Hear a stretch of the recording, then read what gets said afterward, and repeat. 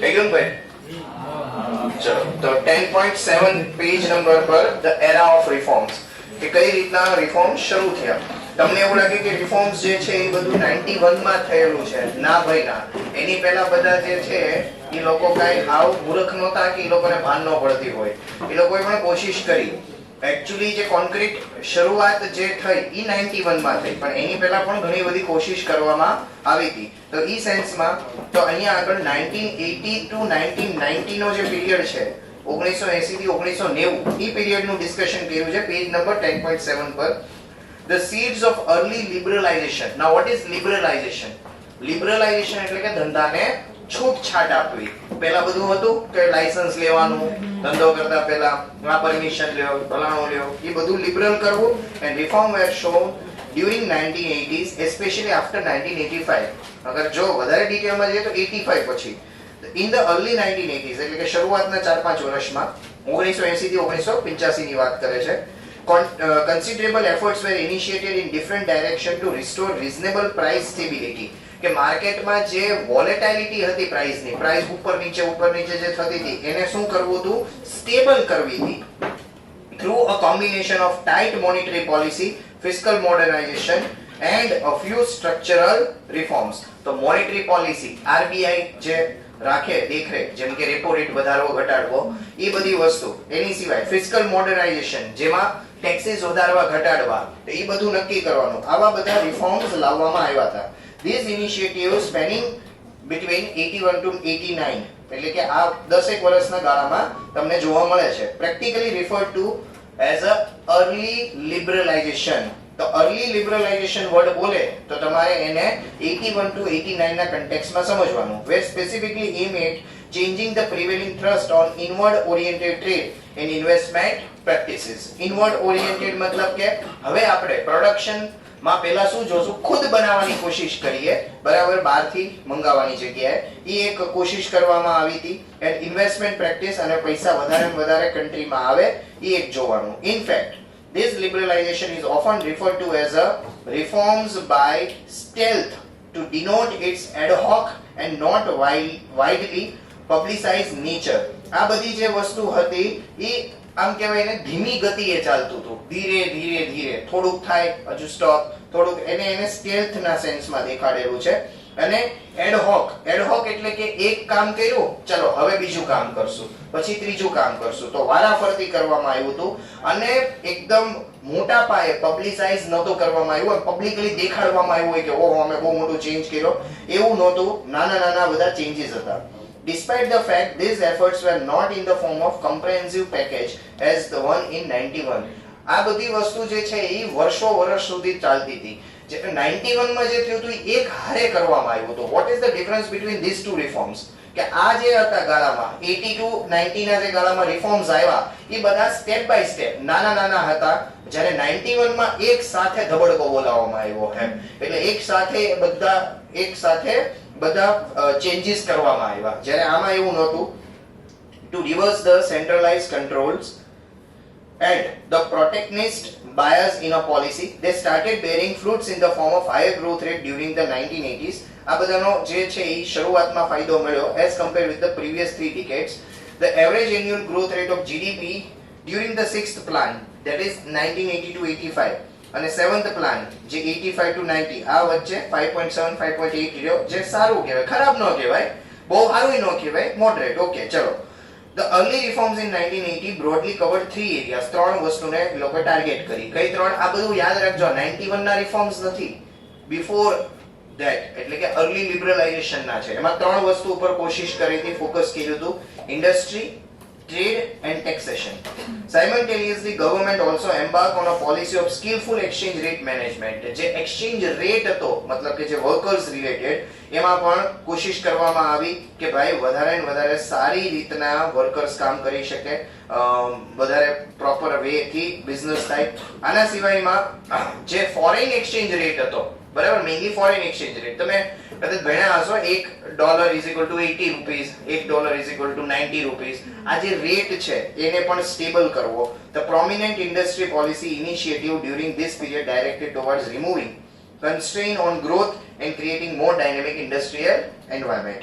તો એક ઇન્ડસ્ટ્રી માટે એક કહેવાય ને સારું વાતાવરણ ઊભું થાય એટલે ફ્રીલી બિઝનેસ કરી શકે એવી કોશિશ કરવામાં આવી હતી. આમાં થોડા નોટેબલ પોઈન્ટ્સ કે કયા કયા વસ્તુ કરવામાં આવી. 85 માં ડી લાઇસનિંગ કરવામાં આવ્યું. લાયસન્સ ને રિમૂવ કરવાને બોલાય delicensing. Delicensing of 25 broad categories of industry was done. 25 ઇન્ડસ્ટ્રીને ડી લાઇસન્સ કરવામાં આવી એટલે કે હવે એ ધંધો કરવા માટે તમારે લાયસન્સ લેવાની જરૂર નથી. ક્યારે? 85 માં. 85 25. This was later extended to many other અને પછી ઘણામાં એમાં વધારો કરવામાં આવ્યો. The facility of broad banding was accorded for an industry group to allow flexibility and rapid change in their product mix without going for a fresh licensing. તમે અહીંયા આગળ શું કર્યું? લાયસન્સમાં પહેલા કેવું થતું, તમારે તમારા જ પ્રોડક્ટમાં કંઈ નવું કરવું હોય, સમજો કે ભાઈ હું જે છે એ શૂઝ બનાવતો હતો, હવે મારે જે છે એ લેડીઝ ના સેન્ડલ યા તો પછી એવા કોઈ પ્રોડક્ટ બનાવી છે તો મારે પહેલા લાયસન્સ લેવું પડતું હતું. આને આ તે બિઝનેસ સરખા જેવો જ છે, પ્રોડક્ટ નવી છે તોય લાયસન્સ લેવો પડતો હતો. હવે એ જરૂર નથી, તમે તમારા જ તે પ્રોડક્ટમાં કરી શકો છો. કોઈ બિસ્કિટ બનાવે છે તો અત્યાર સુધી સમજો કે એ ક્રીમ વાળા બિસ્કિટ બનાવતા હતા, હવે એમને સમજો કે ભાઈ મેરી ગોલ્ડ ટાઈપના બિસ્કિટ બનાવવા છે તો એને લાયસન્સ લેવું પડતું હતું. હવે એ જરૂર નહોતી. સમજાણું તમને આ broad બ્રાન્ડિંગના સેન્સમાં? In other words, the firm in engineering industry were allowed to change their product mix within their existing capacity. For example, firm may switch production between different production lines such as trucks and cars without new license. સમજાણો ને ભાઈ? મેં મારી રીતના example દીધા, એ લોકોએ આમાં આપ્યા છે અલગ ટ્રક અને કાર વાળું. Third point, to relax the hold of the licensing and capacity constraint on a larger MRTP firm in 85-86, the asset limit above firm were subject to MRTP regulations was raised from 20 crore to 100 crore. હવે આ શું હતું કે જો તમારું 20 કરોડ ઉપર જો જતું હોય એસેટ, બરાબર, એસેટ એટલે એક ટાઈપની નેટવર્થ, કેટલી તમારી જો વર્થ હોય 20 કરોડ ઉપરની તો તમારે એમઆરટીપી ફોલો કરવો પડશે, એટલે કાયદો ફોલો કરવો પડશે. હવે કાયદો ફોલો કરવાનો આવે એટલે ઘણા બધા એને રિલેટેડ રૂલ્સ રેગ્યુલેશન ને જોવા પડે, એ પ્રમાણે તમારે બધું ફોલો અપ કરવું પડે. આજે હું એમ કહું કે કંપનીઝ ને વધારે રૂલ્સ લાગુ પડે છે કમ્પેર ટુ પ્રોપ્રાઇટરશિપ. કેમ? કેમ કે કંપનીઝ માટે અલગથી કંપનીઝ એક્ટ છે, જ્યારે પ્રોપ્રાઇટરશિપ માટે આવો કોઈ કાયદો છે નહીં. સમજાણું હું બોલ્યો હું? તો જેટલા કાયદા એટલું તમારે એનું ફોલો અપ વધારે લેવું પડે. તો અહીંયા 20 કરોડ લિમિટ ઓછી હતી, એના કારણે શું થતું, એમઆરટીપી નો કાયદો લાગુ પડી જતો હતો, એટલે એની પાછળ બીજી માથાકૂટ કરવી પડતી. ધંધા કરવા વાળો બિઝનેસમેન ધંધો કરશે કે પછી કાયદાનું બધું જોયા કરશે કે આ એવું નોલું કરવાનું ને હવે ફલાણું રિટર્ન દેવાનું ને આ કરવાનું ને. સમજાણું? એટલે બહુ તકલીફ હતી. લિમિટ વધારીને કેટલી કરી દીધી? 100 કરોડ. એટલે એ લોકો એમાંથી મુક્ત થઈ ગયા. સમજાણું? જે લોકો 20 કરોડ થી 100 કરોડ વચ્ચે હતા, જેને એમઆરટીપી એક લાગુ પડતો હતો, એને હવે લાગુ નહીં પડે, એટલે એ લોકો મુક્ત થઈ ગયા એ બધા બાહેધરીમાંથી. એટલે હવે ફ્રીલી બિઝનેસ કરી શક્યા. સમજ્યા ભાઈ લોજિક આનું? આગળ, the multi-point excise duty were converted into modified value-added tax, which significantly reduced the taxation on input and associate distortion. હવે આ શું હતું? multi-point excise duty. તો આને કઈ રીતના તમે સમજો કે ભાઈ પહેલા શું થતું હતું, મેન્યુફેક્ચરિંગ જ્યારે કરતા હો ને તમે, બરાબર, શું મેન્યુફેક્ચરિંગ એટલે કોઈ વસ્તુ બનાવતા હો તો એના ઉપર એક્સાઇઝ ડ્યુટી લાગતી. એક્સાઇઝ ડ્યુટી જે છે એ મેન્યુફેક્ચરિંગ ઉપર લાગે. તો આજે સમજો મારી રીતે ફેક્ટરીમાં રો મટીરીયલ આવ્યું, રો મટીરીયલમાં થોડું કાંઈક કન્વર્ટ કરી અને હું એક પ્રોડક્ટ બનાવું છું, બરાબર છે. એ પ્રોડક્ટમાં પાછું કાંઈક હજી ફેરફાર કરી બીજી એક પ્રોડક્ટ બનાવું છું, એમાં પાછો ફેરફાર કરી એક ફાઇનલ પ્રોડક્ટ બનાવું છું. સમજો કે અહીંયા આગળ રો કોટન છે, તો રો કોટન માંથી મેં શું બનાવ્યું તો કે ભાઈ કોટન એટલે કે કપડું બનાવ્યું. સમજાણું? બરાબર. તો ભાઈ અહીંયાથી મેં કોટન, એમાંથી મેં સમજો કે ભાઈ એનો ટાંકો મતલબ કે એક કપડાનો કટકો બનાવ્યો, એને કલર કર્યો, અને એમાંથી પછી છેલ્લે મેં શું બનાવ્યું કે શર્ટ બનાવ્યું, પેન્ટ બનાવ્યું, ટી શર્ટ બનાવ્યું. લોજિક સમજાણું? એટલી બધી પ્રોસેસ મારી એક જ ઇન્ડસ્ટ્રીમાં થાય છે. હવે મલ્ટી પોઈન્ટ એક્સાઇઝ ડ્યુટી એટલે શું કે પહેલા અહીંયા ટેક્સ પે કરો, પછી અહીંયા કરો, પછી અહીંયા કરો. સમજાણું તમને? આટલી બધી વખત ટેક્સ પે કરવાનો કેટલા રેકોર્ડ રાખવા પડે, કેટલું એનું ફોલો અપ લેવું પડે. આ બધું રિમૂવ કરી નાખ્યું અને એની જગ્યાએ મોડવેટ કરીને એક લઈને આવ્યા, બરાબર, જેમાં એક જ ટાઈમ ઉપર તમારે ટેક્સ પે કરવાનો આવશે. સમજાણું લોજિક? Got the point? બરાબર. તો આવી બધી વસ્તુ તમારી હતી રિમૂવ કરવામાં આવી. તમે ખુદ વિચારો કે એ સમયે ધંધો કરે કે પછી આ બધું કરે? MRTP ઘડીકમાં આવે, ઘડીક આ આવે, એટલે બહુ અઘરું હતું. Establishment of a SEBI as a non-statutory body on April 12, 1988 through a resolution of Government of India. SEBI બનાવવામાં આવ્યું હતું, બરાબર. હવે SEBI જે છે એનું કામ શું છે ભાઈ? બોલો, તમે ભણ્યા હશો ને? SEBI નું શું કામ છે? સ્ટોક માર્કેટને રેગ્યુલેટ કરવું, બરાબર. જ્યારે અહીંયા SEBI બનાવવામાં આવ્યું 1988 માં, ત્યારે એની પાસે એટલા પાવર્સ નહોતા. એ મોસ્ટલી બધા પાવર્સ મળ્યા એને 92 પછી. કેમ 92 પછી? એવું શું થયું હતું 92 માં કે એને એવું થયું? સ્કેમ થયો તો હર્ષદ મહેતાનો. એની પછી SEBI ને વધારે પાવર્સ આપવામાં આવ્યા. સમજાવું તમને? એટલે આ બધું એની સાથે જોડાયેલું હતું એમ. SEBI હતું જ તે પહેલાય, પણ એની પાસે એવા પાવર્સ નહોતા એમ. આ ત્યારની વાત કરીએ તો એક સારું હતું કે હાલો SEBI આવ્યું, કાક તો આવ્યું, પહેલા કાઈ નહોતું, પણ એને પાવર્સ જે છે એ બધા પછી મળ્યા આવી રીતના એમ. તો એ પાછું આગળ આવશે, રેફરન્સ લેશું પાછું આપણે આનો. તો open general licence list was steadily expanded. Open General License OGL. The number of capital good item included in OGL list expanded, steadily reaching 1329 in April 1990. હવે આ હું નામ ઉપરથી સમજાઈશ તમને. ઓપન જનરલ લાયસન્સ આ હું કહેવા માંગે છે? એ લિસ્ટ છે કે આ એટલા એટલા ગુડ્સ છે. આ લિસ્ટ નો અર્થ શું નીકળે?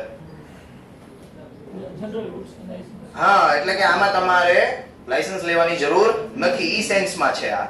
સમજાણું કે આટલા એટલા ગુડ્સ માં લાયસન્સ ની જરૂર નહોતી. આ લિસ્ટ એન્હાન્સ કર્યું, એટલે કે નવા ગુડ્સ એમાં એડ કર્યા, કે જેથી શું થાય કે તમારે લાયસન્સ લેવાની જરૂર પડે નહીં. સમજ્યા OGL લિસ્ટ નો મતલબ?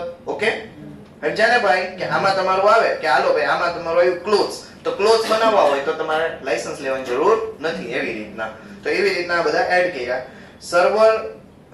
several export incentive were introduced and expanded. કેમ કે એક્સપોર્ટ પ્રમોટ કરવું તો ને આપણે, તો એક્સપોર્ટ જે કરતા હોય એને ટેક્સમાં બધા બેનિફિટ દીધા, એને બીજી રીતના બધી સહાય કરી, સબસિડી આપી, તો એનાથી શું થાય? એક્સપોર્ટ વધે. The exchange rate was set at a realistic level which helped expand exports and turn reduce pressure on foreign exchange needed for import. તમે સમજો કે જ્યારે $1 ના 50 રૂપિયા હોય અને $1 ના એ વધીને સીધા 100 રૂપિયા થઈ જાય, ડબલ થઈ જાય, તો એક્સપોર્ટ અને ઇમ્પોર્ટ ઉપર અસર તો આવે ને, બરાબર. તો આ એવું કહેવા માંગે છે કે એક્સચેન્જ રેટને આપણે એક રિયલિસ્ટિક લેવલ ઉપર લઈ ગયા, જે મતલબ કે ગણી શકાય કે ભાઈ ઓલ ઓવર વર્લ્ડ વાઇડ બરાબર હોય. તો એવા લેવલ ઉપર આપણે લઈ જવાનો ટાર્ગેટ હતો ફોરેન એક્સચેન્જમાં. એટલે કે $1 એટલા રૂપિયા રાખીએ તો બધાની વિન વિન સિચ્યુએશન, બધાને હચવાઈ જાય એમ. તો એવું કોશિશ કરવા માટેની મતલબ એવી કોશિશ કરી. Price and distribution control on cement and aluminum were entirely abolished. જે બધા નિયમો હતા કોના ઉપરના? સિમેન્ટ અને એલ્યુમિનિયમ ઉપરના. હવે આ બંને બેઝિક નેસેસિટી જેવી વસ્તુ છે ભાઈ. તમને એમ લાગે કે સર સિમેન્ટ, અરે ભાઈ સિમેન્ટ ઘર બનાવવા અને ઘર એક નેસેસિટી છે, તો એ સેન્સમાં સિમેન્ટ એલ્યુમિનિયમ બહુ આમ કહેવાય ને કે જરૂરી વસ્તુ થઈ ગઈ. તો એના ઉપરના રિસ્ટ્રિક્શન્સ હટાવી દીધા, કંટ્રોલ્સ હટાવી દીધા. Based on the real effective exchange rate. આ ભણશું આપણે રીલ, REER આગળ આવશે. અત્યારે તમે એને ખાલી આમનામ યાદ રાખી લેજો. The rupee was depreciated by about 30%. Rupees ની વેલ્યુ ને ડેપ્રિશિએટ કરી. ડેપ્રિશિએટ એટલે ઘટાડો કરવો, બરાબર. તો $1 ના 80 રૂપિયા હોય, એ $1 ના 70 થાય એને ઘટાડો કહેવાય કે 90 થાય એને ઘટાડો કહેવાય? 70 થાય એને કે 90 થાય એને? 90 થાય એને. કેમ કે આપણે શું બોલીએ છીએ? ડોલર નો રેટ છે ને, ડોલર નો રેટ 80 રૂપીસ નો હોય અને જો $1 આ 90 રૂપિયા થયા તો ડોલર સ્ટ્રોંગ બન્યો, એની સામે ઓપોઝિટ શું હોય? રૂપી વીક બન્યો. આપણે જોઈએ છે આપણી કરન્સી શું થઈ? ડેપ્રિશિએટ. ડેપ્રિશિએટ એટલે આપણી કરન્સી શું બની? વીક બની. સમજાય છે? તો એ વીક ક્યારે બને? જ્યારે ડોલર એપ્રિશિએટ થાય, એટલે કે ડોલર સ્ટ્રોંગ બને. તો 80 નું 90 થાય એને બોલાય ડેપ્રિશિએશન. સમજાણું ને ભાઈ હું બોલ્યો હું ઈ? તો ઈ સેન્સમાં આપણે આ વસ્તુ કરી. હવે આને થોડુંક ટેકનિકલી હારે સમજી લ્યો, કેમ કે આને હારે ઇમ્પોર્ટ એક્સપોર્ટ જોડાયેલું છે. કેમ ભાઈ 80 નું 90 કરાય? આને કરવાથી શું ફાયદો થાય? $1 ના જે હતા એ પહેલા હતા 80, હવે $1 ના કર્યા 90, બરાબર. આના કારણે એક્સપોર્ટ ઉપર શું અસર પડે? બોલો ભાઈ. એક્સપોર્ટ ઇન્ક્રીઝ થાય. કેમ? કેમ કે પહેલા જે હું $100 નો માલ વેચતો હતો તો મને કેટલા રૂપિયા મળતા હતા? 8000. હવે જે છે એ $100 ના મને કેટલા મળશે? એટલે એક્સપોર્ટ વધે? આવું ન હોય. કેમ કે એક્સપોર્ટ તમારા ઉપર નથી ડિપેન્ડ કરતું, ઈ લોકો ઉપર ડિપેન્ડ કરે છે. હું પહેલા ભાષણ દીધું હતું, યાદ આવ્યું? આ તો તમે તમારો ફાયદો જોવો છો ને, એનો ફાયદો જોવાનો હોય ને. સમજાય છે હું બોલું છું? બરાબર? ઓકે. આ ઇમ્પોર્ટ લખ્યું હોત ને તો બરાબર છે, એક્સપોર્ટ છે. હવે તમે સમજો અહીંયા શું થશે? થશે એવું કે જે સામેવાળો વ્યક્તિ છે, એટલે કે અમેરિકા વાળો, બરાબર, આપણને કેમાં પેમેન્ટ કરશે? ડોલરમાં. પણ મારા ખાતામાં તો શું આવવા જોઈએ? રૂપિયા. હું એને જ્યારે ફોન કરીશ માલનો ને એવી રીતના, તો હું વિચારીશ કે મને કેટલા મળવા જોઈએ, હું એમ વિચારીશ. તો ઈ સેન્સમાં જે છે ઈ મેં વિચાર્યું કે મારા ખાતામાં કેટલા આવવા જોઈએ? 10000. હું 10000 નો ગુડ્સ એને વેચું છું, મારા ખાતામાં કેટલા આવવા જોઈએ? 10000. બરાબર? તો 80 જ્યારે છે $1 નો ભાવ, તો એના ખાતામાંથી કેટલા ડોલર જશે? ગણો. સમજાય છે ને કેલ્ક્યુલેશન? કેટલા જશે એના ખાતામાંથી ડોલર? 10000 ડિવાઇડ બાય 80 થશે ને? 100. અને હવે કેટલા જાય છે? કેમ કે 90 થઈ ગયો ને. 112. 112 ની લ્યો, વાંધો નહીં. 112 થયા. પેલા ખાતા, એના ખાતામાંથી કેટલા ડોલર ગયા હતા? 125. હવે કેટલા થાય છે? એને સસ્તું પડ્યું તો ઈ ખુશ થઈ ગયો. બરાબર છે? તો કે વાહ વાહ, આ તો ઇન્ડિયાથી સસ્તું મળે. બાજુવાળાને મળે, બાજુવાળા ઇન્ડિયાથી સસ્તું મળે છે, મંગાવેની પાસેથી. આપણું એક્સપોર્ટ વધશે ને એના કારણે. સમજાણું તમને? એને સસ્તું પડ્યું કે નહીં? આપણને ફાયદો નથી થતો, એને ફાયદો થયો ને એટલે એક્સપોર્ટ વધ્યું. બરાબર છે? પછી લાસ્ટલી આપણને ફાયદો થયો એ વાત અલગ છે. કેમ કે હવે શું થશે? હું ઓલાને ગુડ્સ મોકલતો હતો, હવે બાજુવાળાને તે ગુડ્સ મોકલીશ તો મારો એક્સપોર્ટ તો વધશે. અને એને તે શું થશે? કદાચ કોઈક દિલદાર હોય તો એ કે $125, આપણે તો $125 જ ખર્ચવા છે, તો શું થશે કે 112 માં જેટલું વધતું એનાથી વધારે માલ મંગાવશે. કેમ કે 125, તો ઈ સેન્સમાં આપણને વધારે ફાયદો થશે. તો ઈ રીતના એક્સપોર્ટ વધે છે. બોલવામાં શું દેખાય? ડેપ્રિસિએશન. પણ એનો ફાયદો શું થશે? એક્સપોર્ટ ઇન્ક્રીઝ થશે. ઇમ્પોર્ટમાં હવે તમે આ એક્ઝામ્પલ લઈ શકો. પહેલા મારે જે છે ઈ $100 ના કેટલા દેવા પડતા હતા? 8000. હવે કેટલા દેવા પડશે મારે? $100 ના 9000. બરાબર ને? તો આના કારણે શું થાય? મોંઘું થઈ ગયું ઇમ્પોર્ટ, એના કારણે ઇમ્પોર્ટ ઘટશે. તો સારી વાત થઈ ને? જો એક્સપોર્ટ વધ્યું, ઇમ્પોર્ટ ઘટ્યું, સારી વાત થઈ ગઈ. અને તમે નેશનલ ઇન્કમ ભણ્યા છો, નેશનલ ઇન્કમમાં શું થાય આના કારણે? નેટ એક્સપોર્ટ વધ્યું ને, એક્સપોર્ટ વધારે તો નેશનલ ઇન્કમ એ વધશે. સમજાવો તમને? તો આ તો બધી રીતના સારું છે સિચ્યુએશન. તો ઈ સેન્સમાં તમને અહીંયા આગળ ડેપ્રિસિએશન ના ફાયદા દેખાડ્યા છે. બસ આવું કાક કર્યું હતું આ ફાયદો લેવા માટે. સમજાવો ભાઈ? કેટલા ટકાથી ડેપ્રિસિએટ કર્યું? 30% થી. એટલે ધારો કે ₹50 હોય તો 50 ના 30%, એટલે ₹15, એટલે 65 કરી નાખ્યા. સમજાણો ને? હું બોલ્યો એ ક્લિયર થયું? બરાબર? તો આ રીતના ડેપ્રિસિએટ કર્યું from 85, 86 to 89, 90 over the period. એક કાર નો કર્યું હોય નહીતર તો ઇકોનોમીમાં ધબડકો થઈ જાય. આ બધાના કેટલી બધી તકલીફ થઈ જાય. આમ ધીરે ધીરે થાય. તમે જોવો ને 87, 88 રૂપિયા થયા તો એ કઈ એક હારે થોડા ખાઈ જાય. 10 પૈસા વધે, 5 પૈસા વધે, પાછા ઘટે, પાછા વધે, એમ કરતા કરતા ઇન્ક્રીઝ થતું હોય. ઓકે,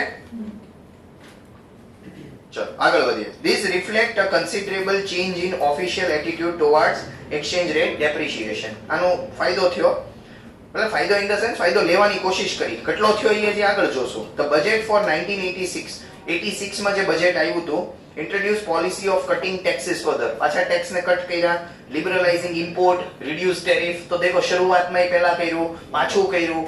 પણ આ બધું છે એવો તમે 91 ના કેસમાં અને આમાં શું ફરક છે? આ બધું ધીરે ધીરે થતું હતું. 91 માં એકવાર ધબડકો કર્યો, બધું ધબાધબી બોલાવી દીધી એમ. કેમ કે એની ઇમ્પેક્ટ વધારે આવે.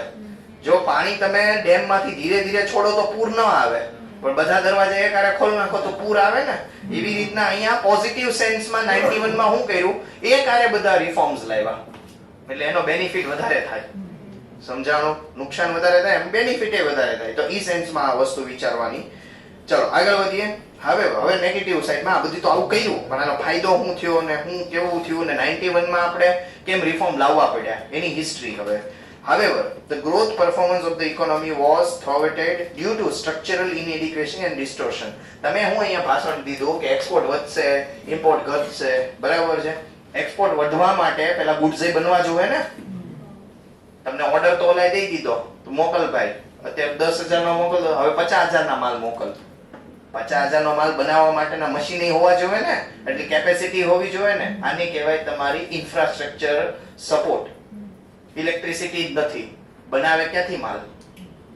આ બધા પ્રોબ્લેમ્સ હતા, સમજાણું? તો તમે અહીંયા ડેપ્રિશિએટ કરીને આ બધો ફાયદો લેવાની તો વાત કરો છો, પણ ગ્રાઉન્ડ રિયાલિટી શું હતી કે સ્ટ્રક્ચરલ વસ્તુ એટલી સ્ટ્રોંગ નહોતી કે આનો ફાયદો મળે. તમે એમ કે ઇમ્પોર્ટ ઓછું થાય, અરે ભાઈ જ્યારે ઇમ્પોર્ટ જરૂરી હોય તો તમારે જખ મારીને કરવું પડશે ને પાછા પૈસા વધારે દેવા પડશે. સમજાણું કે નહીં? આ બધી વસ્તુ વિચારવી પડે ને. તમે બનાવી એકતા નથી એટલે ઇમ્પોર્ટ કરવું પડે છે. તમે એમ કે હવે ઇમ્પોર્ટ ઓછો, એટલે પેલા બનાવતો ખરી, લોકોને દઈ શું વસ્તુ, એટલે અલ્ટિમેટલી શું કરવું પડે? ઇમ્પોર્ટ કરવું પડે. આ બધું વિચારવું પડે ને. ડેપ્રિશિએશન દેખાવમાં સારું લાગે, પણ એ ક્યારે સારું થાય? જ્યારે આ બધા પોઝિટિવ હોય તો સારું થાય ને. એવું હતું નહીં. તો the private sector investment were inhibited due to reasons such as convoluted licensing policy, મતલબ કન્ફ્યુઝન વાળી, બરાબર? કે ભાઈ એમાં હું કોકને આપ્યું કોકને નો આપ્યું, બરાબર? પેલો ગયો તો એને આપી દીધું લાયસન્સ, બીજાને ના પાડી દીધી, એટલે ભાઈ શું કર્યું તમે? આવું જો કન્ફ્યુઝન થાય ને એવી રીતના એમ, તો પછી ગોગડાવાળા એ લોકોએ બધા એમાં. Public sector reservation, public sector માટે રિઝર્વેશન. પાછું પબ્લિક સેક્ટર તો હજી આપણે પોતાનો આમ કહેવાય ને કે હારો છોકરો માનતા હતા. હતો એ નકામો, પણ હતો એ લોકો હારો માનતો હતો એમ. હોય બે ભાઈઓ એમ એવી રીતના કે મોટો ભાઈ એમ તો કે ભાઈ ભગવાનનો દીકરો ભરે ને પછી મુંડો હોય એમ, એવી એના જેવું એમ ફેમિલી માટે. એટલે કે હું ઈ સેન્સમાં પબ્લિક સેક્ટરને કહું છું કે પબ્લિક સેક્ટર ભલે લોસ કરતું હોય પણ હજી સાચવવાનું કોને? તો કે પબ્લિક સેક્ટરને. આ ગવર્નમેન્ટનો એટીટ્યુડ હતો હજી પણ. એક્સેસિવ ગવર્નમેન્ટ કંટ્રોલ્સ, હજી પણ ગવર્નમેન્ટના કંટ્રોલ હતા.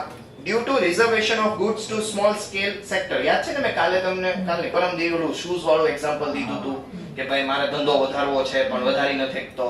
તો આ ઈ જ વસ્તુ અહીંયા આગળ કે રિઝર્વેશન હતા ગુડ્સ ના સ્મોલ સેક્ટર માટે, as well as excessive price and distributor control. The private sector was virtually discouraged from making investment. હું ધંધો વધારવું હું લેવા, નહીં તો તમારો ધંધો બંધ થઈ જાય. યાદ છે ને એક્ઝામ્પલ શૂઝ વાળું મેં હું દીધું હતું? ઓકે, તો કોઈ ઇન્વેસ્ટમેન્ટ નહોતું આવતું. The public sector which led to manufacturing and service sector was plugged by inefficiency, government control and bureaucratic procedures. મતલબ કે ભ્રષ્ટાચાર હતો, ઇનએફિશિયન્સીઝ હતી, જી હજૂરી કરવી પડતી હતી મંત્રીઓની, બરાબર? પરમિશન માટે ના તે માટે. Despite the fact that they were of a massive in size and enjoy monopoly in their respective area, their performance were far from satisfactory. Monopoly હોવા છતાં પરફોર્મન્સ સેટિસ્ફેક્ટરી નહોતું. મતલબ કે કાર કોણ બનાવે? તો કે એમ્બેસેડર. હવે તમે એમ્બેસેડર હલાવો અને રેસમાં ઉતારો એમ તો બળદગાડું આડું આગળ નીકળી જાય, એવી તો ગાડી એમ. એક એક્ઝામ્પલ દઉં છું તમને, હું તમને ખાલી સમજાવું છું. તો તમે મોનોપોલીમાં છો તો તમારી પ્રોડક્ટ એ બેસ્ટ હોવી જોઈએ ને. મોનોપોલી ક્યારે ક્રિએટ થાય કોઈ વસ્તુની? જ્યારે તમારી પ્રોડક્ટ બેસ્ટ હોય ત્યારે. અધરવાઇઝ મોનોપોલી ક્રિએટ ન થઈ શકે. અહીંયા થયું હું મોનોપોલી કોણે ક્રિએટ કરાવડાવી? ગવર્નમેન્ટે, બરાબર? પ્રોડક્ટના કારણે મોનોપોલી નથી આવી, ગવર્નમેન્ટના કારણે આવી. બહુ ઇમ્પોર્ટન્ટ વસ્તુ છે. ઘણી વખત કેવું થાય પ્રોડક્ટના કારણે મોનોપોલી આવે. જેમ કે હું તમને એક્ઝામ્પલ દઉં, તમને ગળામાં ખીચખીચ થાય છે, બરાબર? એટલે તમે મેડિકલ સ્ટોરે ગોળી લેવા ગયા. શું બોલશો એને? વિક્સ શું છે? વિક્સ કંપની છે. પ્રોડક્ટનું નામ શું? બોલો.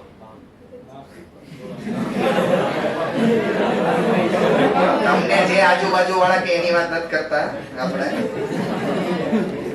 તમે શું બોલો? વિક્સ ની ગોળી આપો એમ કહો છો ને. જ્યારે હકીકતમાં એને શું કહેવાય મને નથી ખબર, તમને નથી ખબર. નથી ખબર ને? આને કહેવાય મોનોપોલી. સમજાણું ભાઈ? ઓકે, માર્કેટમાં છે બીજા પ્રોડક્ટ પણ લોકો હજી બોલે શું એમ, બરાબર? જેવી રીતના તમે કોઈ હિલ સ્ટેશને જશો, તમને ભૂખ લાગી છે, તમારે નૂડલ્સ ખાવા છે, ત્યાં મેનુમાં શું લખ્યું હશે?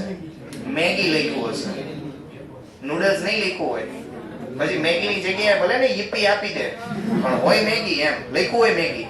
That is a monopoly. Monopoly આમાં ગવર્નમેન્ટના કારણે આવી, તમે ખુદ વિચારો કે પ્રોડક્ટના કારણે આવી. જ્યારે અહીંયા આગળ આ બધી મોનોપોલી ગવર્નમેન્ટના કારણે આવી, જે એકચ્યુઅલી ડિસએડવાન્ટેજિયસ હતું પબ્લિક માટે. કેમ કે કોઈ પ્રોડક્ટ તો એવી સારી મળતી નહોતી. તમને પ્રોડક્ટ એ સારી મળવી જોઈએ ને, સમજાણું લોજિક. એટલે મોનોપોલીમાં પણ આ બધી આ ગવર્મેન્ટની ઇનએફિશિયન્સી શો થાય છે. આ બધું આજે નેપાળમાં જે થયેલું છે એનું રીઝન આમાંનું એક આય છે હો. બધું જે નેપાળમાં જે એકલું સોશિયલ મીડિયા બેન ઈ રીઝન નથી, એની પાછળ ઘણા બધા રીઝન છે કે નેપાળમાં જે અત્યારે હાલ થયા એવી રીતના એમ. ઓકે, તો મેસિવ સાઇઝમાં હતા, મોનોપોલી હતા, પરફોર્મન્સમાં કાઈ નહીં, yielding very low return on investment. તમે પૈસા ઇન્વેસ્ટ કરો કંપનીમાં, પ્રોફિટ થતો જ નથી. અરે ભાઈ મોનોપોલીમાં જો તોય પ્રોફિટ નથી થતો, આ બહુ એક શોકિંગ વસ્તુ કહેવાય એમ. કેમ કે પ્રોડક્ટમાં કઈ દમ નહોતો કે કોઈ લોકો એને ખરીદવા માટે એટલા આમ એક્સાઇટેડ હોય કે ના ના એવી રીતે ખરીદવું છે. The MRTP Act had many restrictive conditions creating barriers for entry. જે MRTP Act જે આપણે વાત કરી એ કાફી પ્રોબ્લેમેટિક હતો, બનાવ્યો તો સારા ઇન્ટેન્શન થી પણ એના નેગેટિવ થઈ ગયા હતા.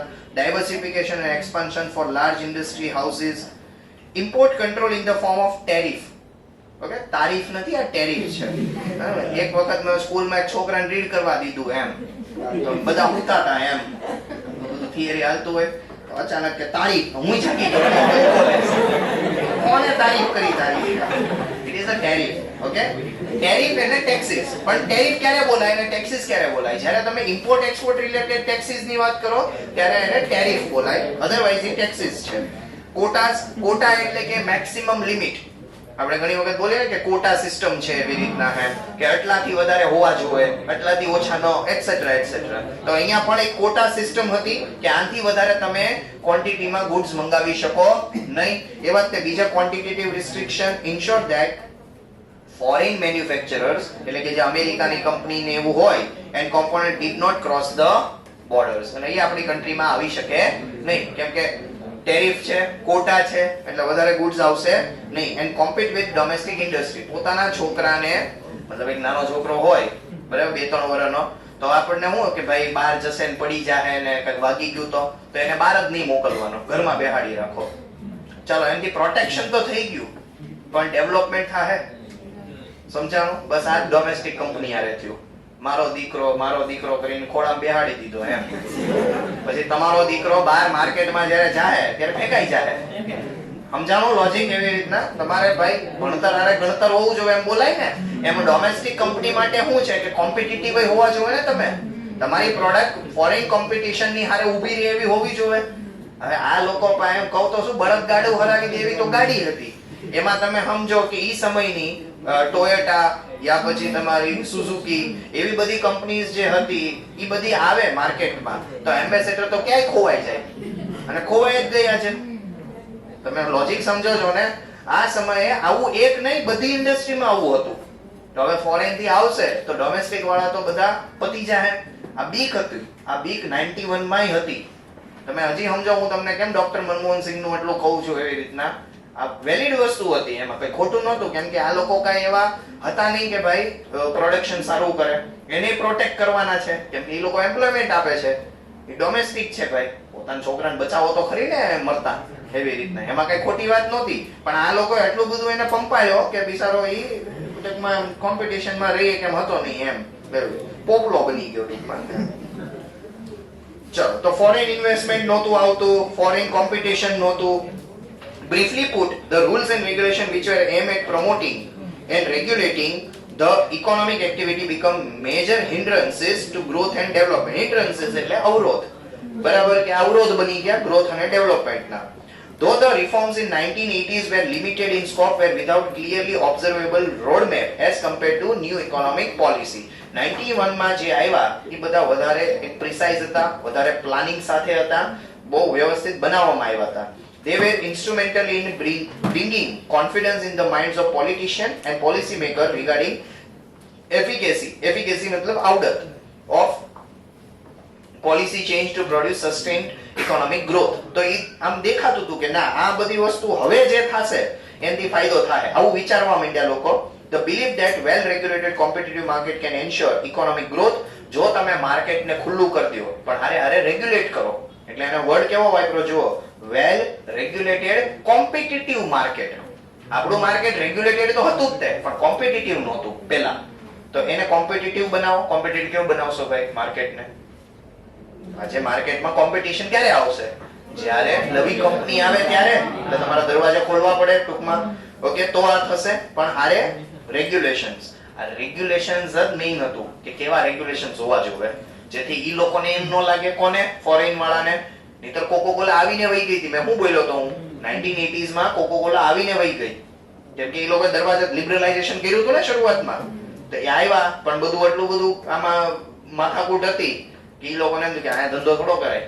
કેમ કે એ સમયે મને જેટલું યાદ છે ત્યાં સુધી આઈ થિંક કેમ્પા જ હતી કંપની, તો એ લોકો એને ટૂંકમાં કંઈક પ્રમોટ વધારે કરતા હતા અને કોકોકોલાને સપોર્ટ નહોતા કરતા, તો ઓલાને ખોટું લાગી ગયું એમ, તો એ વયો ગયો ઘર છોડીને એવી રીતના.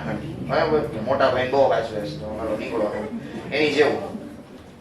The belief that the well-regulated market can ensure economic growth and also increase total welfare got fostered in the minds of policymakers. In other words, the idea that government intervention in market need not always be accepted as the standard. મતલબ હર વખતે government નું એવું કહેવાનું નહોતું કે માર્કેટમાં આપણે ઇન્ટરવેન કરશું. કોણ?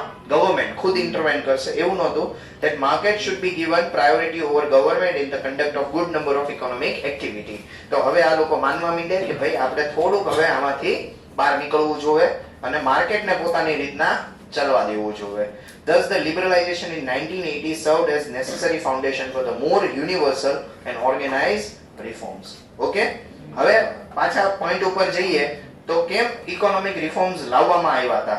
તો India embarked on a bold set of economic reforms in 91 under the Narasimha Rao government. મેં કીધું તો તમને નરસિમ્હા રાવની ગવર્નમેન્ટ હતી, કોંગ્રેસ ગવર્નમેન્ટ જ હતી, બહુ ટેમ્પરરી હતું કેમ કે રાજીવ ગાંધીની ડેથ થઈ આની પહેલા, કેમ કે રાજીવ ગાંધી હતા, રાજીવ ગાંધીની ડેથ થઈ એની પછી કોઈ હેતુ નહોતું એવી રીતના, એટલે ટેમ્પરરી નરસિમ્હા રાવ જે છે એ પ્રાઇમ મિનિસ્ટર હતા ત્યારે કોઈ બીજું એનું આમ કહેવાય ને સબસ્ટિટ્યુટ જેવું કોઈ દેખાતું નહોતું. એ સમયની વાત હશે આ.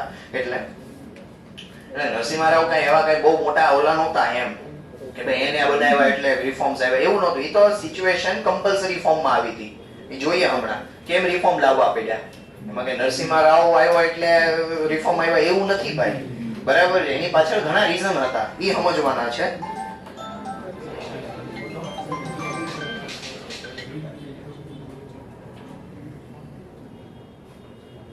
ચલો તો કયા કયા આમાં પ્રોબ્લેમ્સ હતા એ જોઈ લઈએ. જસ્ટ એક મિનિટ. તો પહેલું છે the fiscal initiative for enhanced economic growth in 1980s show the government revenue expenditure consistently exceeding revenue receipt. હવે આ શું કહે છે? દેખો ભાઈ, ગવર્નમેન્ટ નું બજેટ બને, બજેટમાં એક સાઈડ હોય ઇન્કમ, એક સાઈડ હોય એક્સપેન્ડિચર. ગવર્નમેન્ટ માટે ઇન્કમ શું છે? ટેક્સીસ, બરાબર. આ લોકોએ જો 1980s માં ટેક્સીસ માં રિડક્શન કર્યું તો હમણાં ઓલું એક્સાઇઝ વાળું એવું ભણાવ્યું મેં તમને, તો એ પ્રમાણે એની રેવન્યુ ઓછી થઈ ગઈ અને આમે ખર્ચા તો હતા, આના કારણે વયું ગયું લોસમાં ગવર્નમેન્ટ. એને કહેવાય ટેકનિકલી ફિસ્કલ ડેફિસિટ, બરાબર. જે આ લોસ બોલ્યો એને ટેકનિકલી બોલાય ફિસ્કલ ડેફિસિટ. તો લોસમાં વયા ગયા હતા. The fiscal deficit was financed by huge amount of domestic as well as external debt. હવે પૈસા લાવવા ક્યાંથી? બરાબર છે, મંદી છે. તમે યાદ હોય તો Y0 એમાં C તો થતું હતું તે 40, તો 40 ને આપણે ડીશ સેવિંગ બોલતા હતા. ડીશ સેવિંગ ને આપણે બે રીતના જોયું હતું, યા તો જૂની સેવિંગ માંથી પૈસા ઉપાડ્યા યા તો લોન લીધી. આ એના જેવું જ છે, ખર્ચો ક્યાંથી કાઢવો ભાઈ, એટલે લોન લીધી. The high level current expenditure proved clearly unsustainable and got manifested on extremely large fiscal deficit and adverse balance of payment. ઊંધું થઈ ગયું બધું.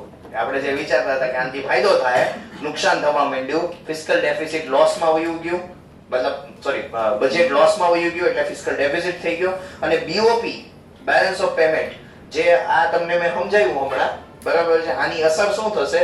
એક્સપોર્ટ વધે છે, ઇમ્પોર્ટ ઘટે છે. એક્સપોર્ટ વધે તો ડોલર આવવા જોઈએ અને ઇમ્પોર્ટ ઘટે એટલે ડોલર ઓછા જાય, તો ઈ સેન્સમાં બીઓપી સરપ્લસમાં આવે ને. પણ થયું નહીં એવું, અમુકનું બીઓપી ડેફિસિટમાં વયું ગયું. ઊંધું થયું. સમજાવું તમને હું બોલું છું? યાદ છે ને લાસ્ટ લેક્ચરમાં મેં બીઓપી સમજાવ્યું હતું તમને, સરપ્લસ ડેફિસિટ. તો ઈ સેન્સમાં થયું.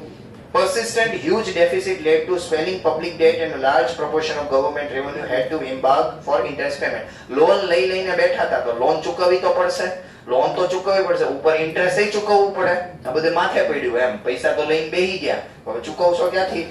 The surge in oil price triggered by the Gulf War. મેં તમને ત્યારે કીધું સદ્દામ હુસેન ની બધી જે આખી સ્ટોરી છે 1990 માં બધું જે માથાકૂટ બહુ થઈ ગઈ હતી, વધી ગઈ હતી, and the consequent severe strain on balance of payment. કેમ કે ઓઇલ ના પ્રાઇસ વધી ગયા એના કારણે સપ્લાય હર્ટ થઈ ગઈ, સપ્લાય ઘટી ગઈ અને પ્રાઇસ ડિમાન્ડ તો હતી એટલે પ્રાઇસ વધી એટલે ફોરેન ડોલર્સ વધારે દેવા પડે, ફોરેન કરન્સીઝ વધારે પે કરવી પડે, તો એમાં આપણી પાસે હતું નહીં, એમાં એટલે પાછું આ પૈડા પર પાટું પડ્યું એમ એના જેવું છે. The foreign exchange reserve touched the lowest point with reserve only 1.2 billion, which was barely sufficient for 2 weeks of import. ખાલી 2 અઠવાડિયું તમે ઇમ્પોર્ટ કરી શકો એટલા પૈસા હતા. અને મેં તમને આ વસ્તુ બોલ્યો તો યાદ હોય તો, ટૂંકમાં કન્ટ્રી ઇન્સોલ્વન્ટ થવાના આરા ઉપર આવી ગયું એમ, ઈ સમય આવી ગયા. This was the major context that triggered economic reform. જો આખી વાતમાં કોઈ જગ્યાએ નરસિંહ રાવની વાત છે જ નહીં કે આ બધું થયું તો હું લેવા ટેકનિકલ રીઝન હતા.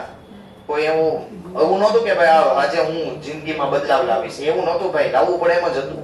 એટલા માટે tightening of import restriction to muster forex for essential import resulting reduction in industrial output. તમે ઇમ્પોર્ટ ઘટાડવાની વાત કરી, બરાબર, આના કારણે નુકસાન કોને થયું? ઇન્ડસ્ટ્રીને. જે ઇન્ડસ્ટ્રી કેપિટલ ગુડ્સ મંગાવતી હતી, જે રો મટીરીયલ બહારથી મંગાવતી હતી, એ બધાને ના પાડતી હતી, તો એ બધાનો ધંધો બંધ થઈ ગયો. સમજાણું? તો જે ઇન્ડસ્ટ્રી ચાલતી હતી એ બંધ થઈ ગઈ. India had to depend on external borrowing from the International Monetary Fund. એટલે આપણે ગયા કટોરો લઈને IMF પાસે કે દે ભૈયા કુછ, which in turn put forth stringent condition. અને ઓલા લોકોએ કીધું દઉં તો ખરી પૈસા પણ with conditions, terms and conditions of corrective policy measures before additional drawing could be made. પૈસા ત્યારે જ દઈશ જ્યારે આ બધી કન્ડિશન ને તું ફૂલફિલ કરીશ. સમજાણું ભાઈ? Now the fragile political situation, જે political situation હતી એ પણ બહુ volatile હતી. ગવર્નમેન્ટને ખુદને ઉપર ભરોસો નહોતો કે અમે રહી શકશું કન્ટ્રીમાં કે નહીં રહી શકીએ, બરાબર છે, બહુ volatile હતું. With the crisis in the economic front ballooned into what may be called crisis of confidence. આપણે કોન્ફિડન્સ ઘટી ગયો કે આપણી કન્ટ્રી સર્વાઈવ કરી શકશે કે નહીં કરી શકે. The year 91 marked a paradigm shift in the Indian policy reform. અહીંયાથી આખો બદલાવ આવ્યો. The nation which had embraces the socialistic model, કેમ કે આપણે હતા તો મિક્સ ઇકોનોમીમાં, તો મોડેલ કયું ફોલો કરતા હતા? સોશિયાલિસ્ટિક વાળું. With the state playing overriding role in economy, had the history of government persistently intervening in the market. Government હર વાતમાં માથું મારતું હતું, આ હિસ્ટ્રી બોલતી હતી. Collapse of the Soviet Union, કેમ કે સોવિયત યુનિયનના કટકા થઈ ગયા, કોલેપ્સ થઈ ગઈ એની ગવર્નમેન્ટ, રશિયા બની ગયું. The spectacular success of China, પાછું એની બાજુમાં ચાઇના છે, એને તો ધબાધબી બોલાવી દીધી ગ્રોથમાં એમ. Based on outward oriented policy were lessons for the Indian policy makers. તો આપણને શું સમજ કે ભાઈ જેને આપણે હીરો માનતા હતા એટલે કે સોવિયત યુનિયન, એને તો ફોલો કરીને સોશિયાલિસ્ટિક પેટર્ન લઈને આવ્યા હતા આપણે, ભલે મિક્સ ઇકોનોમી પણ આપણે, ઈ ભાઈ તો ઢળી ગયા. જે આપણને પ્રોટેક્ટ કરવા વાળા હતા ઈ તો હવે છે નહીં, અને જે હાવ લોલ્લું પલ્લું હતું ઈ તો બહુ આગળ નીકળી ગયું ચાઇના. કેમ કે ચાઇના ઇન્ડિયા બધા લગભગ હરખા જ હતા હોય એ સમયે જ્યારે ઇન્ડિપેન્ડન્સ મળ્યું ત્યારે, લગભગ હર લેવલે હરખા હતા. ઓકે, તો ચાઇનાનું જે આપણી હારેનું હતું એ બહુ આગળ નીકળી ગયું. અને સરપ્રાઇઝિંગલી 1980s જો સમય તમે જોશો એ વર્ષોનો, તો ત્યારે પાકિસ્તાનનો જીડીપી ઇન્ડિયા કરતા વધારે હતો. તો પાકિસ્તાન એ આગળ હતું ઇન્ડિયા કરતા, આટલી ખરાબ પોઝિશનમાં હતા. તમે વિચાર કરો એમ, આજે કોકને કહું તો મારવા દોડે, હું બોલે છે એમ, પણ હકીકત એ હતી એમ, એવી રીતે. સમજાણો લોજિક? તો આ પોઝિશન હતી. The reform instituted in 91 aimed to move the economy towards greater market orientation and external openness. એટલે હવે શું કરવામાં આવ્યું?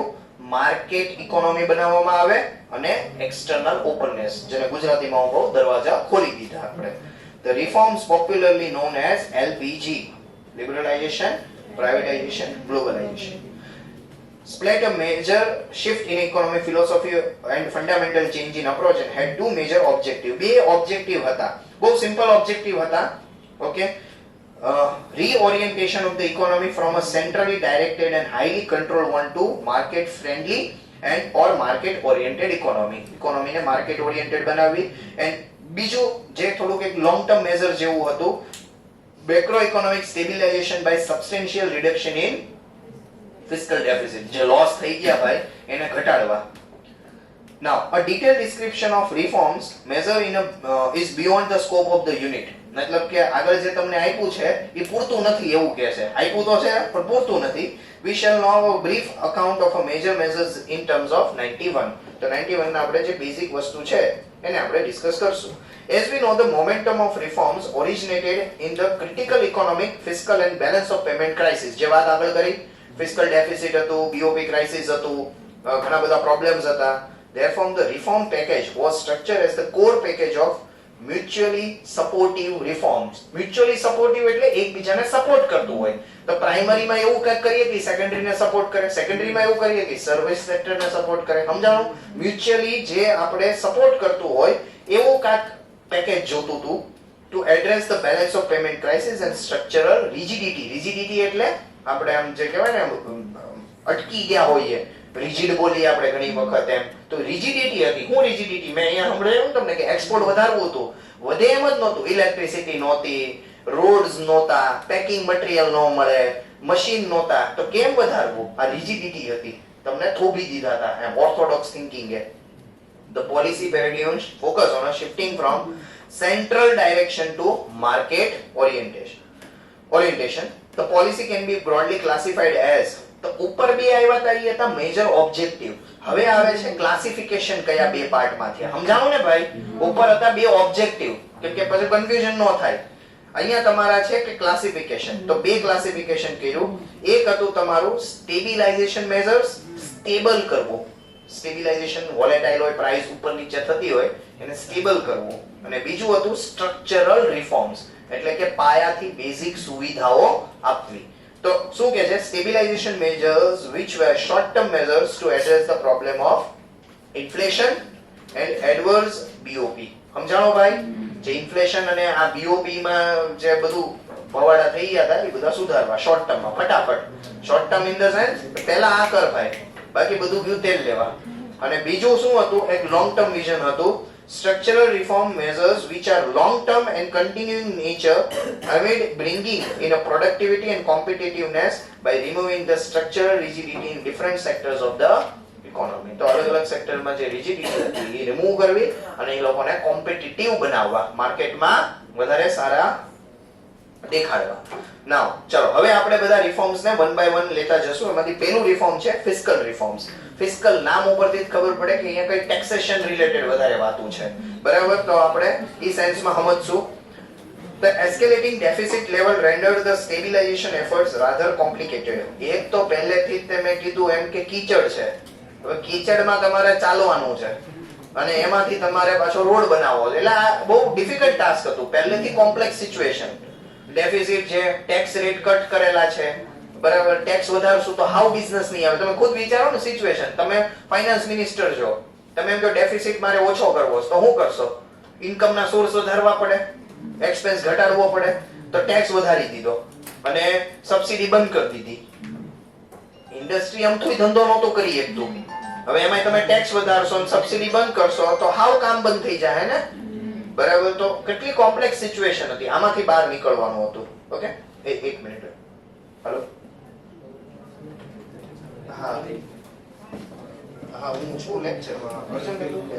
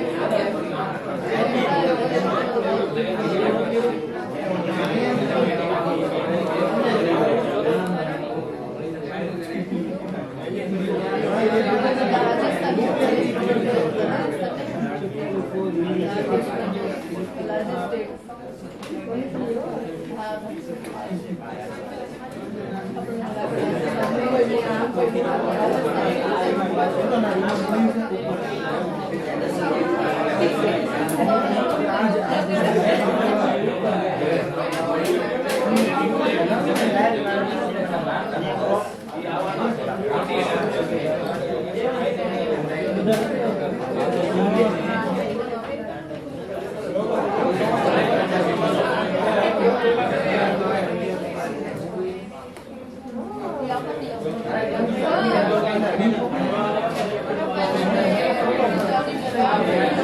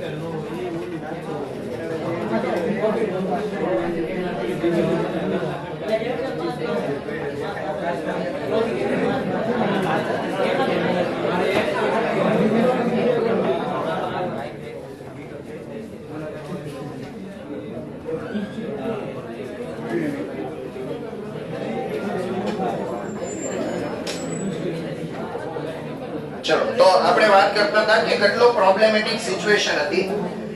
Bringing in fiscal discipline by reducing fiscal deficit was vital because the crisis was caused by excess domestic demand.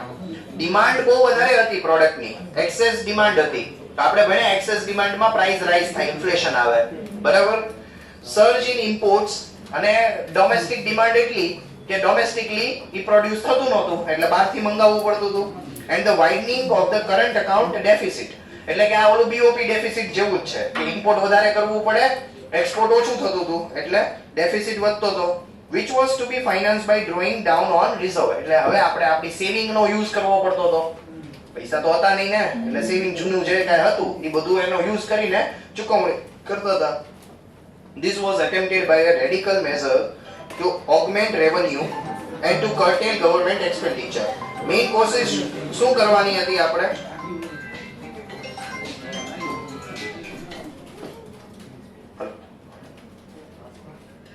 કરું તમને થોડી વારમાં.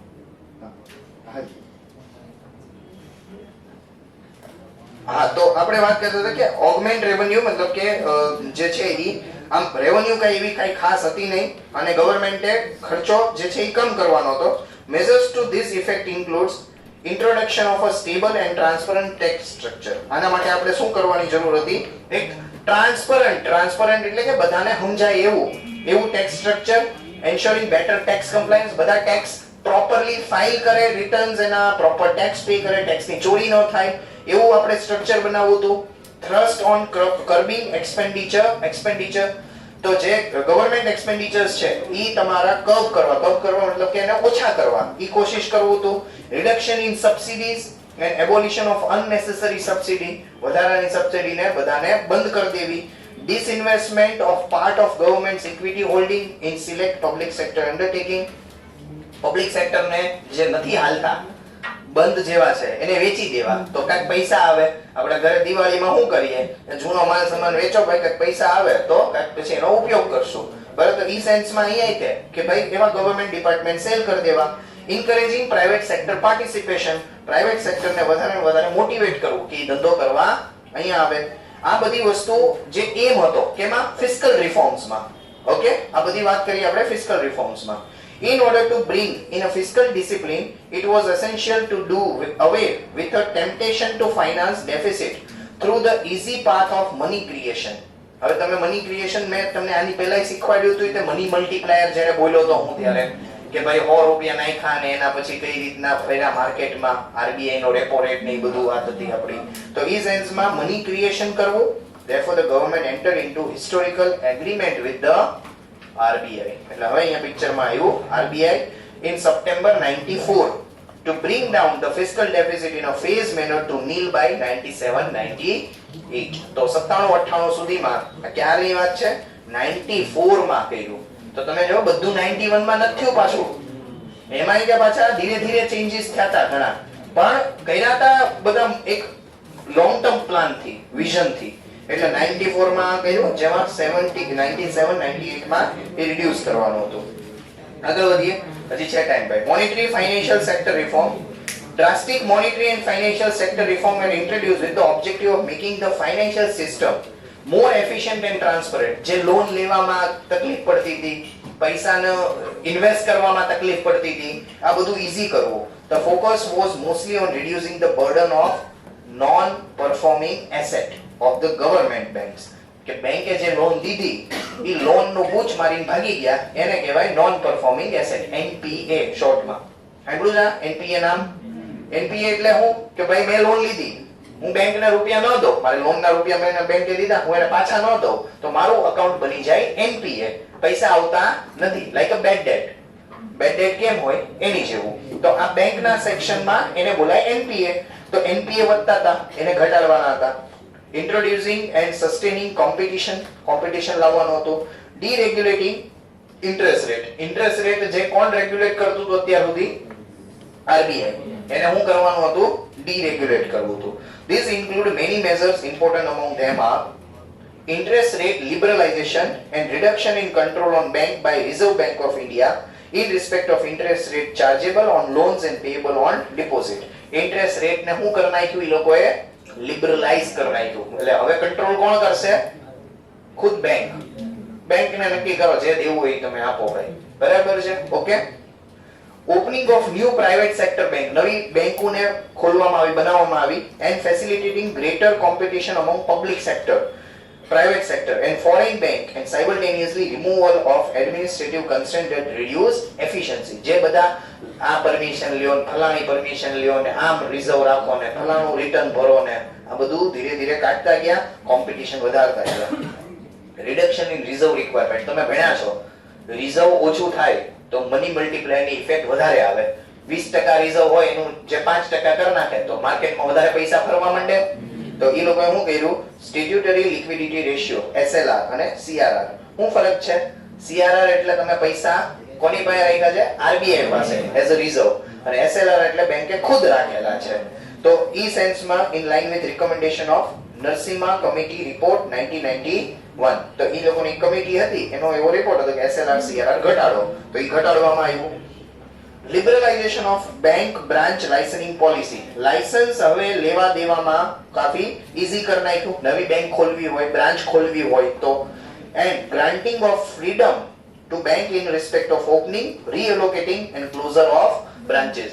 નવી બ્રાન્ચ ખોલવી, બંધ કરવી, બરાબર, ટ્રાન્સફર કરવી, રીએલોકેટ. રીલોકેટ સમજાય ને કે ભાઈ આ તો એક ગામડામાં છે ત્યાં કઈ ધંધો નથી થતો એને અહીંયા ફેરવી નાખીએ, તો એ બધું ઈઝી થઈ ગયું. prudential norms of accounting in respect of classification of asset. તો asset જે છે એ તમારું good or bad, પણ અહીંયા ટેકનિકલી બોલાય good or loss. તો સારી અને ખરાબ એનું બાયફર્કેશન કેવી રીતના થાય? એના નોર્મ્સ ને બોલાય prudential norms. સમજાણો? બેંકમાં જે લોન છે એ સારી કઈ અને ખરાબ લોન કઈ, એના નોર્મ્સ ને બોલાય prudential norms. તો આ prudential norms માં ફેરફાર કર્યા. disclosure of income and provision for bad debt, જે બેડ ડેટ માટેનો પ્રોવિઝન કરવાના. કેટલા પ્રોવિઝન કરો એટલે પૈસા મૂકવા પડે સાઈડમાં. એ જ પૈસાનો તમે ઉપયોગ ક્યાં કરી શકો? ધંધામાં. પ્રોવિઝન વધારે કરાવતા હતા, ધંધામાં પૈસા ઓછા રોકાતા હતા. તો આ બધું ઘટાડવામાં આવ્યું. were introduced in tune with Narasimha Committee recommendation to ensure that the books of commercial bank reflect accurate and truthful picture of their financial position. જેથી સાચી વસ્તુ ખબર પડે. ઠીક છે? ઓકે. બાકીનું હવે કાલે.